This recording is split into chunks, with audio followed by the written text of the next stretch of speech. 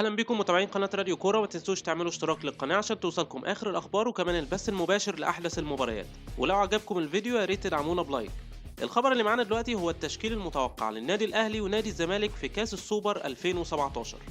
استقر حسام البدري المدير الفني للاهلي على الملامح الرئيسيه لتشكيل الفريق في مواجهه الزمالك، واللي هتكون يوم الجمعه 10/2/2017 بكاس السوبر المصري، وهتكون في الساعه 6 مساء بتوقيت مصر.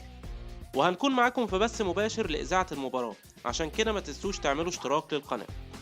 هنوضح لكم دلوقتي تشكيل الأهلي المتوقع. في حراسة المرمى شريف إكرامي، خط الدفاع أحمد فتحي، والبديل ليه محمد هاني وسعد سمير وأحمد حجازي، والبديل ليه محمد نجيب وحسين السيد. في خط الوسط الدفاعي حسام عاشور وحسام غالي. في خط الوسط الهجومي مؤمن زكريا، عبد الله السعيد، وليد سليمان. وفي الهجوم جونيور أجاي. واستقر الجهاز الفني للزمالك بقيادة محمد حلمي على تشكيل الفريق الخاص بمواجهة كاس السوبر أمام الأهلي، وقرر الاعتماد على لاعبين في مركز راس الحربة ومشاركة محمود جنش كحارس مرمى. ودلوقتي معانا التشكيل المتوقع لنادي الزمالك.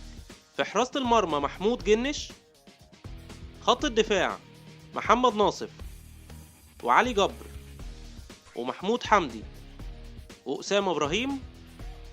في خط الوسط طارق حامد، معروف يوسف، أحمد توفيق، مصطفى فتحي، والبديل ليه محمد إبراهيم.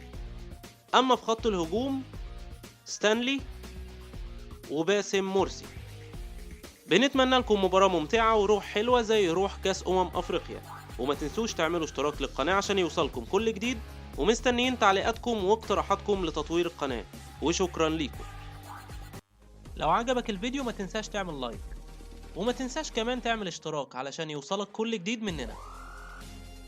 قناة راديو كورة، أخبار الرياضة كلها في إيدك.